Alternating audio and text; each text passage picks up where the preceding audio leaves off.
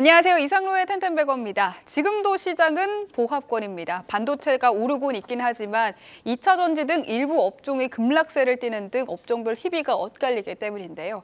방향이 잘 보이지 않는 증시, 앞으로 전략은 어떻게 세워야 할지 알아보겠습니다. 오늘 이상로 파트너입니다. 어서 오세요. 네, 반갑습니다. 네, 반갑습니다.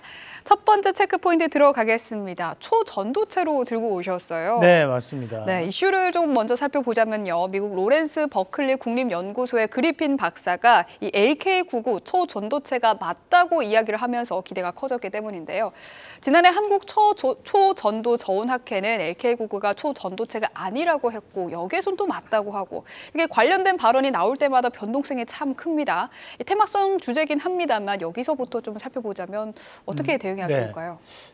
이게 이제 조금 검증하는 것도 좀 애매한 부분이 우리가 이제 이걸 검증하기 위해서는 이것을 만들었던 원리나 또는 이제 공식 자체를 뭐든 다 오픈을 해야 됩니다. 근데 이제 그것을 오픈하고 난 다음에 이게 검증을 해봤더니 아니다라고 하고 그것을 또 변형시키는 사례도 또 나올 수 있다 보니까 이 퀀텀 에너지 연구소 입장에서는 그래서 우리가 오픈을 하지 않는다라는 얘기도 또 한편으로 하고 있다 보니 뭐 여러 가지 이제 주장들이 좀 엇기는 그런 모습들인데 우선은 이제 현재까지 나타난 바로는 우리가 이 초전도체 관련한 부분 자체는 일종의 테마성 움직임이라고 좀 봐야 될 것 같습니다. 현재 확인된 바에 따르면 뉴욕 매거진이라는 곳에서 이제 기고를 했다는 부분인데 이 뉴욕 매거진이라는 것이 우리가 흔히 들을 때 뉴욕 타임즈 이 정도는 좀 공신력 있다라고 볼 수 있지만 뉴욕 매거진 말 그대로 하나의 그냥 뭐랄까 이제 잡지? 그렇죠. 그런 의미로 좀 받아들여야 되는 거고 그렇다 보니까 이제 우리가 이것을 가지고 뭐 여러 가지에 대한 평가를 하기에는 조금 힘들다고 보고 그 말인즉슨 결국 이제 테마성 움직임으로 현재까지는 시장에서 좀 봐야 될 것 같은 그런 양상들인데요. 뭐 몇 가지 기업들 보도록 하겠습니다. 우선 이제 파워로직스부터 한번 같이 보도록 하겠습니다.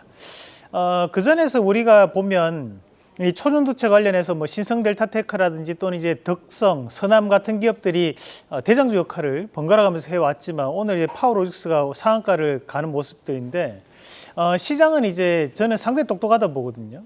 왜 그러냐면 이 파워로직스 같은 경우에는 이 초전도체 말고도 우리가 기존에 있는 캐시카우를 형성하고 있는 기업입니다. 그래서 다른 여타의 기업들과는 조금 다르게 테마성 움직임뿐만이 아니라 추가적인 본업에 대한 모멘텀도 존재를 하기 때문에 좀 더 안정적인 기업에 대한 매기세가 좀 더 쏠렸다라고 저는 판단을 한번 해봤고 마찬가지로 신성델타테크도 한번 같이 보도록 하겠습니다. 이 신성델타테크 같은 경우에도 본업을 가지고 있는 기업입니다. 그렇다 보니까 주가에 대한 부분 자체에서도 다른 여타의 초전도체보다는 좀 더 강한 흐름을 좀 더 보이는 것으로 판단을 한번 해볼 필요가 있을 것 같습니다. 다만 우리가 이제 이런 초전도체 관련된 부분은 아직까지는 테마성 움직임이 대단히 강한 그런 양상들이기 때문에 우리가 이런 급등에 대한 부분에서 추격 매수보다는 좀 더 눌렸을 때 좀 더 조정폭에 대한 부분을 확인할 필요가 있다는 말씀을 함께 드리도록 하겠습니다. 네, 초전도체에 대한 전략까지 들어봤습니다. 두 번째 체크포인트 들어가 보죠. 오늘 시장의 큰 흐름은 반도체와 AI입니다. TSMC, 엔비디아, AMD가 올랐던 미국 시장의 영향을 받았는데요. 온디바이스 AI 관련주부터 확인해 볼까요? 네, 뭐 오늘 제주 반도체가 다시 한 번 더 신고가를 가는 모습을 보이고 있고 마찬가지로 뭐 어보 반도체 같은 기업들도 다시 한번 오늘 급등 양상을 좀 보이고 있습니다. 그리고 이제 대형주 단안에서는 이제 삼성전기가 또 좋은 모습을 나타내고 있는데 우리가 지금 현재 이 삼성에서 AI에 대한 적용 확대라는 얘기는 뭐냐면 결국 지금까지는 스마트폰에 국한되어 있던 부분 자체를 스마트폰뿐만이 아니라 우리가 이제 가전업계에 대한 부분에서도 이 AI를 적용시키겠다는 얘기를 지금 하고 있는 과정이라고 볼 수 있고요. 그렇게 된다면 바로 이런 제주 반도체 같은 경우는 LPDDR, 바로 이제 우리가 로우 파워 DDR에 대한 부분이었기 때문에 다시 한 번 더 적용 범위가 확대될 수 있는 양상들이고 어부 반도체 같은 경우에는 MCU라고 해서 이제 마이크로 컨트롤러 유니트거든요. 그게 뭐냐면 우리가 가전 제품들을 보면 뭐 세탁기나 냉장고에 보면 액정이 나와 있습니다. 액정에 대한 부분 자체에서 그것을 컨트롤할 수 있는 반도체를 우리가 MCU라고 하는데 그것을 국내에서 유일하게 만드는 기업이 이제 어보 반도체입니다. 전 세계적으로도 이제 외산 제품 그 일본산이 90% 이상이고 한국에서는 이제 국산화를 이루어내고 있는 기업이 이제 어보 반도체다 보니까 오늘 다시 한번 강세를 보이고 있는 과정이라고 봐야 될 것 같습니다.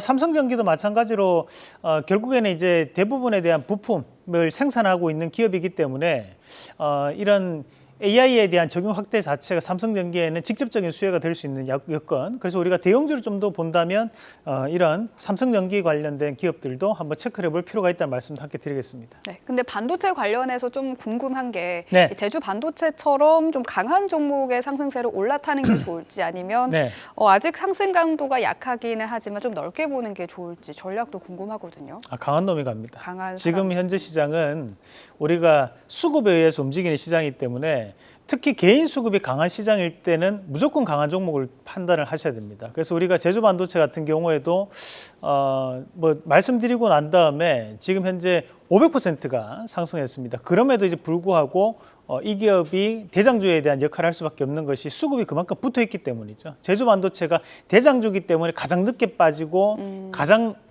강하게 올라가는 종목입니다. 네, 그러면 장비 쪽도 보겠습니다. SK 하이닉스의 실적 발표를 3일 앞둔 오늘이죠. SK 하이닉스는 52주 신임 고가고 반도체 장비 쪽도 강한데요. 장비 쪽에서는 그러면 가장 강한 거 뭐 주목해야 될까요? 미국 주식을 사시는 게 제일 좋죠. 네. 사실 뭐 우리가 어플라이드 머티리얼즈라는 기업이 전 공정 장비에서 전 세계 40%를 차지합니다. 그 랩리서치라든지 도쿄 일렉트론 그리고 지금 보면 이제 우리가 ASML 그리고 어플라이드 머티리얼즈 이 4개 업체가 전 세계 60%의 장비를 납품합니다.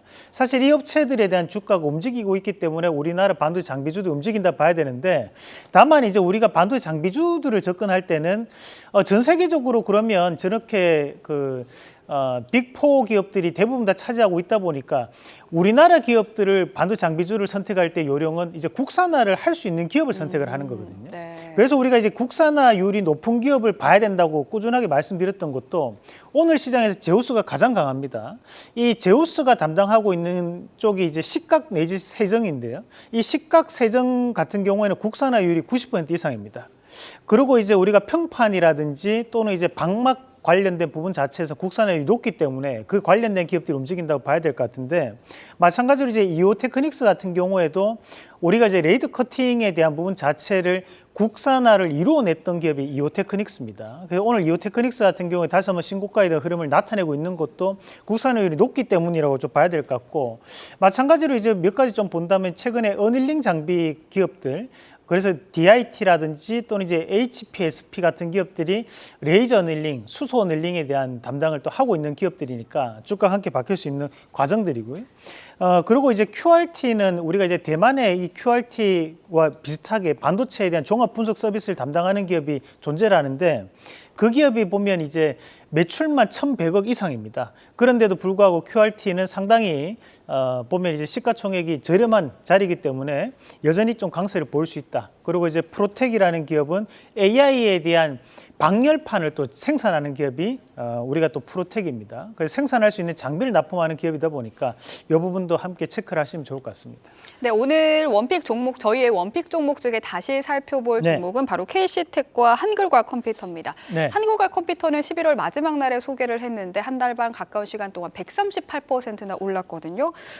앞으로는 어떻게 하면 좋을까요? 더 간다 봐야죠. 더 지금 현재 한국과 컴퓨터 그리고 오늘 시장에서 강세 보이는 게 이제 폴라리스 오피스 그리고 이제 오늘은 거래 정지지만 이스트 소프트 이게 이제 지금 현재 생성형 AI의 빅3거든요. 그리고 한 가지 더 하면 우리가 번역 플랫폼 우리가 1월 달 말씀드렸던 이제 플리토까지 이 4가지 기업이 쉽게 빠지지는 않을 겁니다. 앞으로도 이 생성형 AI가 지금 애플에서도 생성형 AI에 대해서 도전한다라는 얘기를 하고 다만 이제 우리나라는 한글이 기본 모태이기 때문에 영어를 하는 것과 한글은 데이터베이스 크기가 4배 이상 차이가 나거든요. 그런 부분 자체를 감안한다면 이런 생성형 AI는 더 간다고 보시면 되고요.